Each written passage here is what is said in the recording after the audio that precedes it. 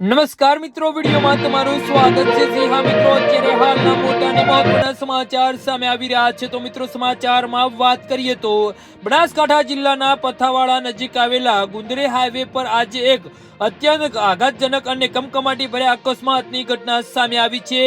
ધોરણ 12 ની બોર્ડની પરીક્ષા આપવા જઈ રહેલા બે તેજસ્વી વિદ્યાર્થીઓના માર્ગ અકસ્માતમાં ઘટના સ્થળે જ મોત નિપજતા સમગ્ર પંથકમાં એરાટી વ્યાપી ગઈ છે.